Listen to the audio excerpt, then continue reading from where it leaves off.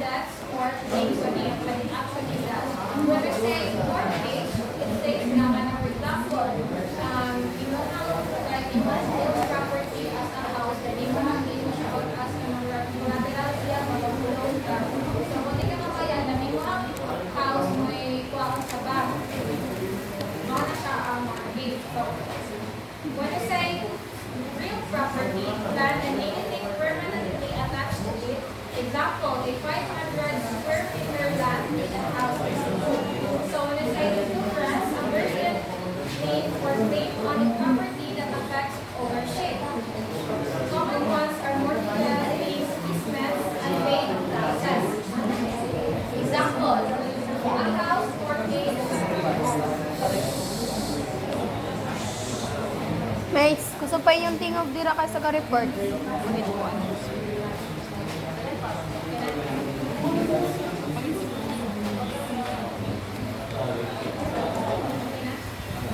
Example, a house mortgage to BDO Bank for a 1.5 million loan. So we're representing us free from in Congress. Actively saying your right to the property has no debts or claims when it does. So example, one sells his land to Anna and says clean title, no mortgage, but it's actually mortgage to that bank. So the punishment to this act is the penalty is the same among dapat under Article 315 of the RPC. Under Article 316, it's punished as prison correctional in its minimum and medium periods, which is 6 months and 1 day to 4 years and 2 months imprisonment. Plus, the offender must return the money and pay damages. So, the legal definition. A deep dive into the elements and interpretation of Article 316, paragraph 2 of the RPC. The slide introduces the next part, breaking down what the law requires to convict someone. Not every sale of mortgage property is a crime. The prosecution must prove specific elements beyond reasonable doubt.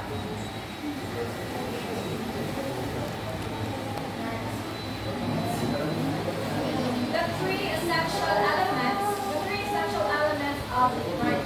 So all three must be present. The first element is act of disposition.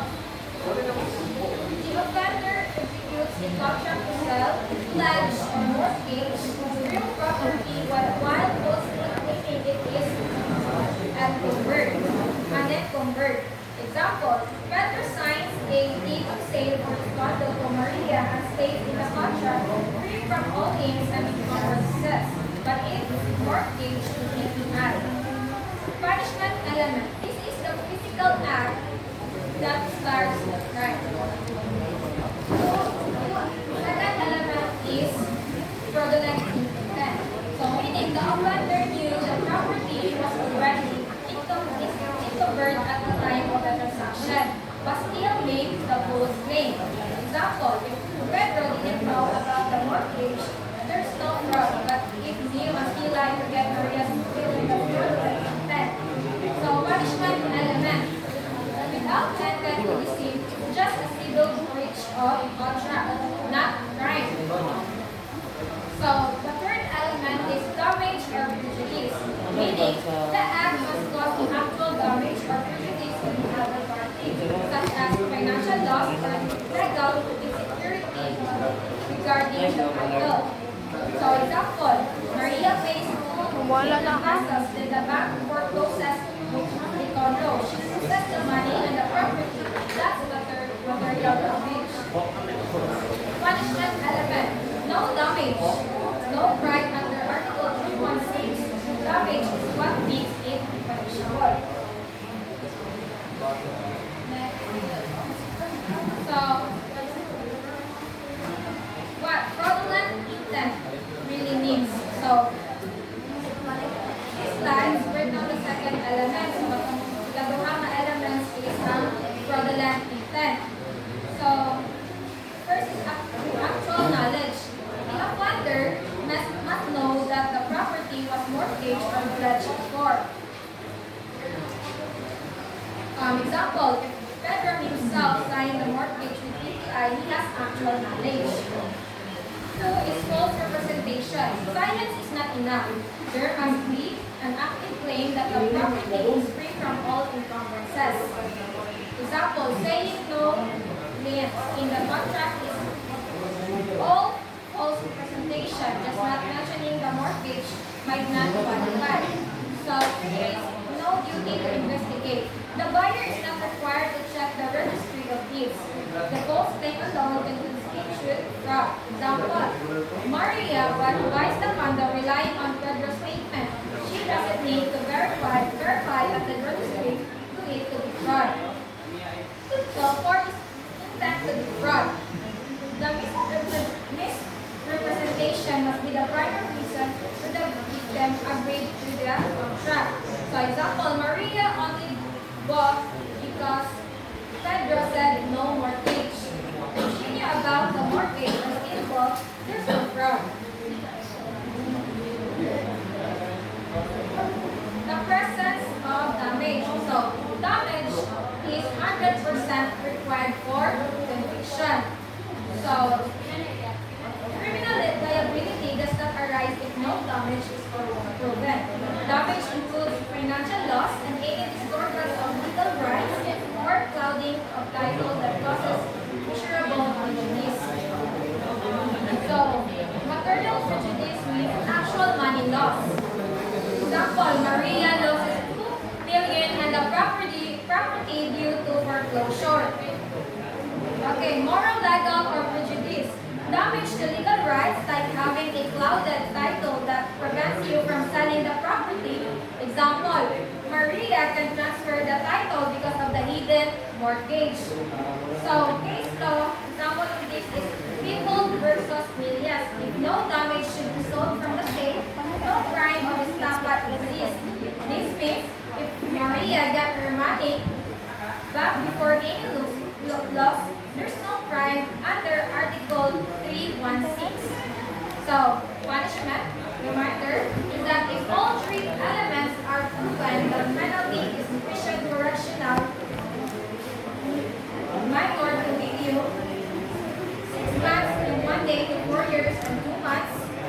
The court will also order restitution of the amount paid at payment of damages.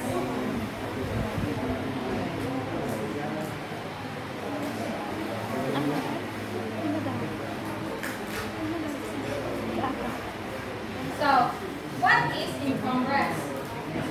An encumbrance is any right or claim on a property that belongs to someone else, which lowers the value of the owner's title.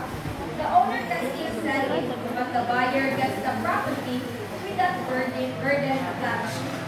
So, mortgage, so as what I have said sa kanina, is a loan where the property is used as collateral.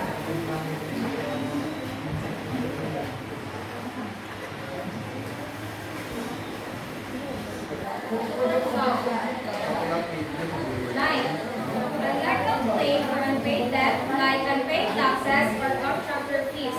Example, you owe 50,000 in real property tax, so the city puts a line on your land. So this, a tenant's right to use the property for you. For example, you rented your apartment to someone for 1 year. That is an encumbrance. So, easement, the right of someone else to use part of your property like a right of way. Example, your neighbor has the legal right to pass through a path on your land, two-meter path on your land. Note, for Article 316, the encumbrance must be a real existing burden at the time you sell the property.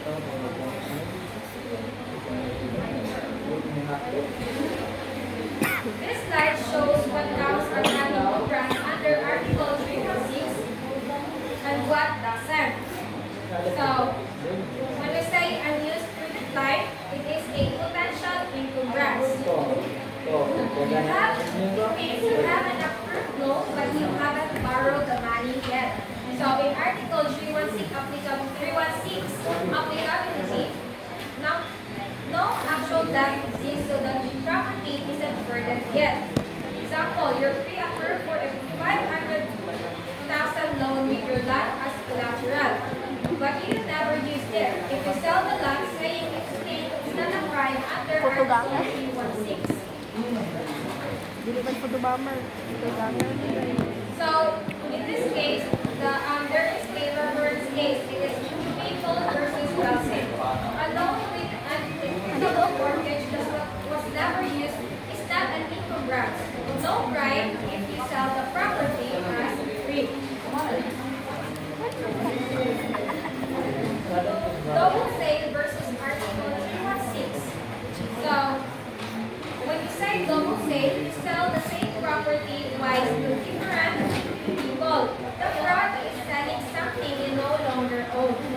So example, you sell your lot to Anna, then later sell the same lot to Ben without telling him Ben is defrauded. So in Article 316 Part 2, you sell the property only once, but you lie about the status. The fraud is saying it's free when it has a mortgage or land. So example, you sell your lot to Anna, but you don't tell her this mortgage to PPI. The fraud is the misrepresentation, not the double sale. Next is penalties and liability. If convicted under Article 316, Part 2, you face both criminal and civil penalties. So, first is arresto mayor. So, it means imprisonment for 1 month and 1 day to 6 months. Example, if convicted, the court may sentence you to 4 months in jail. Fine. A fine equal for up to 3 times the amount for damage caused. Example, if the buyer lost 500,000, the fine can be up to 1,500,000. So, 3 is the civil liability. So, you must return the money the buyer paid and pay moral damages if applicable. Example, you must give back the 500,000 plus additional damages for the trouble and stress it caused to the buyer.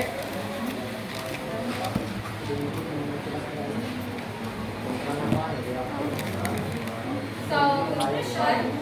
So, the essence of the crime is the fraudulent representation that the property is free from any burden inducing another to part with your money or rights for their own activities.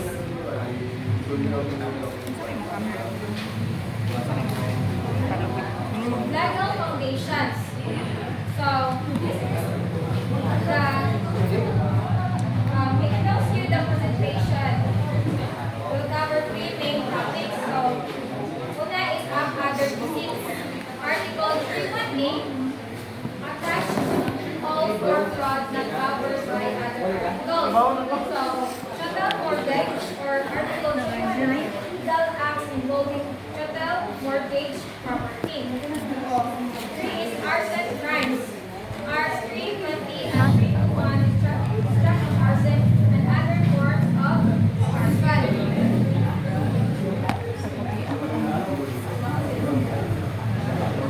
In Article 318, a catch-all on fraud provisions, it punishes deceitful acts that aren't covered by STAPA. Under Article 315, other specific fraud articles.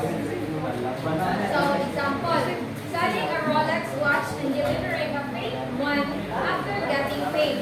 So, it's not covered by Article 315 directly. So, Article 318 applies.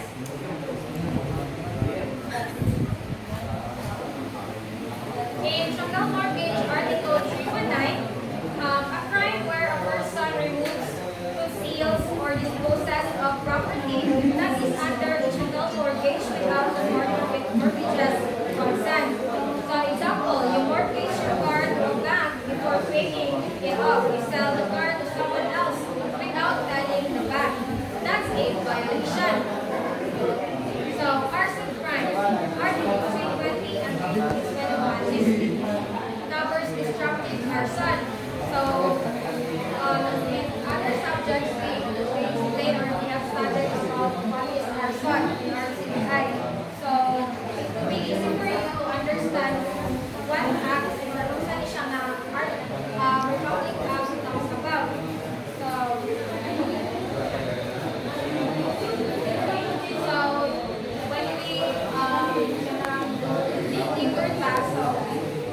Article 318, the residual fraud provision. So, Article 318 punishes fraud that doesn't fit easily into Article 315 is not passed, and Article 316 is called the residual provision because it captures everything else. So, affirmative deception means actively lying or making false statements to deceive someone. Silence alone is actually not enough. So, example, telling a buyer is a brand new when it's actually used. So, the financial prejudice damage should the victim must suffer actual financial loss because of the deception.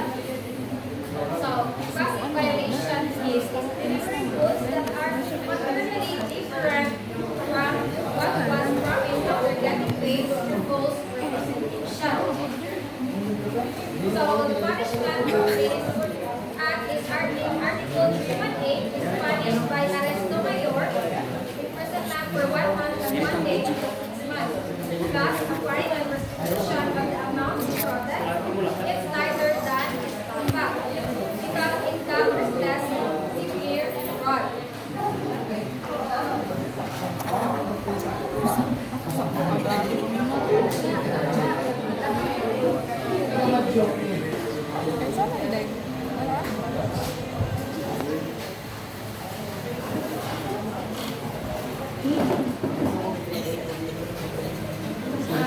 So, this is an example of how Article 138 applies to real estate fraud that doesn't fall under Article 6. So, scenario. So, a seller tells a buyer that the land is flat and suitable for building a house. The buyer pays based on the representation. After the sale, the buyer finds out that it's not flat. And finds out that the land is easily identifiable for construction without expensive lighting. So, legal analysis is that there is a representation of land. The seller represents that the land is not really flat. But affirmative deception, the seller actively lied about the range. Result, the buyer suffered financial prejudice because the land is worthless and unusable for their intended purpose.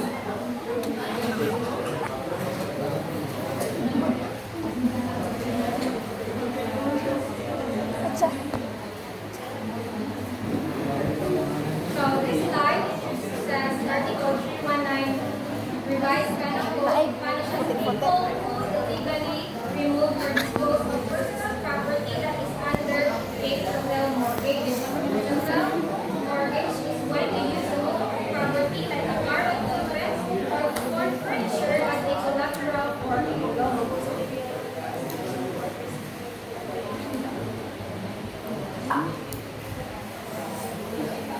Prohibited criminal acts under Article 319. So, Article 319 punishes two receiving acts. So, Act 1 is removal. It means knowingly moving the mortgage property to another province or city without the creditor's written consent. So, example, you mortgage your tract to BDO in Manila. Without asking BDO, you move it to Cebu to hide it from them. Act 2 is disposal, meaning selling, pledging, or otherwise disposing of the mortgage property. So, now we're doing the creditor's consent. So, example, if you have your mortgage motorcycle to someone else was still owing the back. Why it's a crime? The creditor agrees to the property removing or selling it without consent defeats their security. So the punishment is prison correctional, 6 months and 1 day to 6 years imprisonment. The penalty depends on the value of the property and the damage caused. Removal of mortgage property requirements. So, for removal to be